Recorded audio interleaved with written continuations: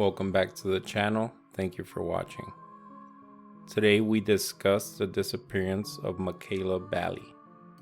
She was a Canadian citizen who disappeared, vanished from her hometown, Yorkton in Canada, at the age of 16. She was last seen at a local bus stop between 1 and 2 p.m. Despite several people seeing her that day, there's no clues of Bali's whereabouts. She hasn't been found since, and nobody exactly knows what happened to her. Bali was born on July 2nd, 1999.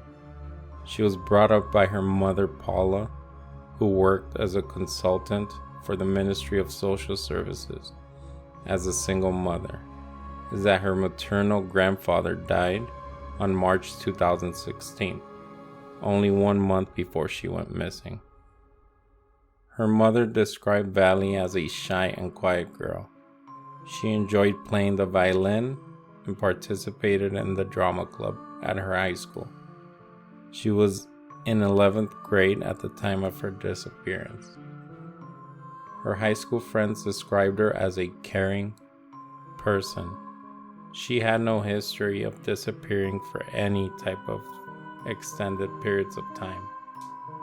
Her mother said she was not a risky kid, someone who would often get in trouble. She was often bullied for her acne.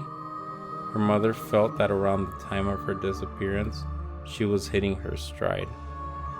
Based on witness statements and review of hundreds of hours of surveillance footage, investigators were able to reconstruct Bali's movement.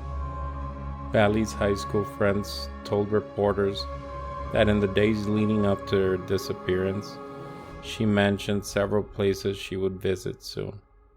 They also said Bali claimed to have 5,000 Canadian dollars in her bank account. Police later confirmed that was not the case. One day before she disappeared, she sent a text message to a friend asking for a ride to the local TD bank the next morning. She also communicated with the bank several times that day and eventually wired $25 to her account.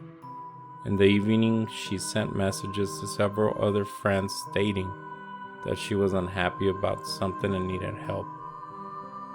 On Tuesday morning, April 12th, around 6:41 a.m., the day she vanished, Bali sent another text message.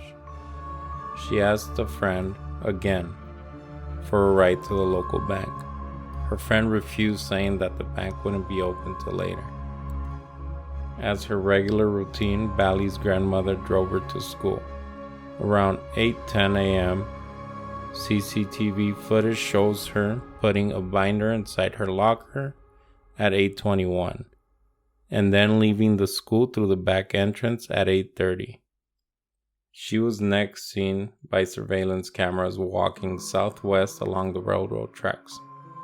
She attempted to pawn a silver ring around 8:40 and 8:50 a.m. They offered her a very low amount, so she decided not to. After that, she went to the TD bank and withdrew $55 from her account.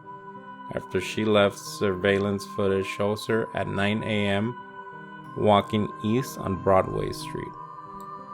At about 9:10 a.m., the cameras show her entering Tim Hortons Wendy's restaurant, where she buys a drink, sits down at the table. She begins using her phone, seemingly taking it apart at one point and then putting it back together. At 9:23, after less than 15 minutes, she leaves the restaurant and literally re-enters it almost immediately. Her movements during this time form a wide circle, checking the area around the restaurant in a counterclockwise direction. At 9:49, she exits and re-enters the restaurant again. This time she sits down at another table.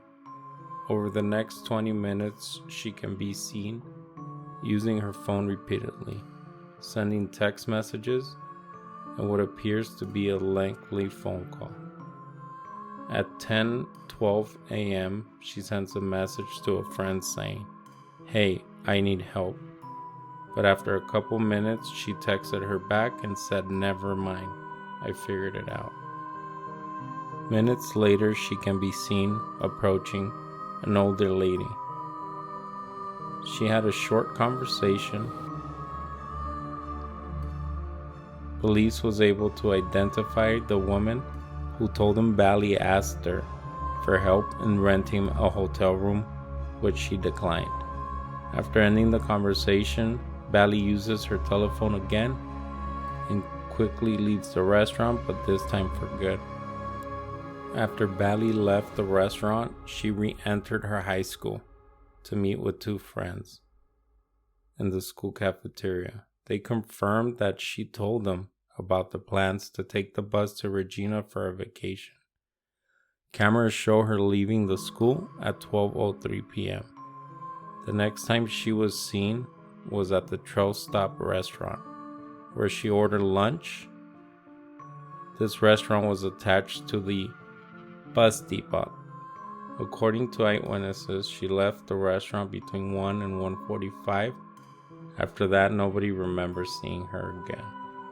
She does not appear on any surveillance footage. Police were able to verify that she did not get any on the buses that day, which means she traveled by any other means. Somebody might have picked her up. Maybe she would have went walking. When last seen, she was wearing glasses, a teal infinity scarf, jeans, and a burgundy or purple coat. Bali's phone was turned off at 6:51 a.m. the next morning. According to the police, Bali has not used any of her social media accounts since. One possible exception occurred 3 months later when a Snapchat message sent to her by one of her friends became marked as open.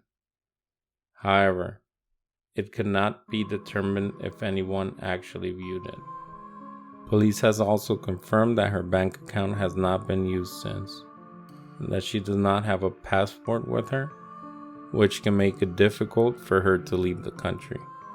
Theories suggest that Bali ran away. Others suggest that she was forced by an online predator into human trafficking.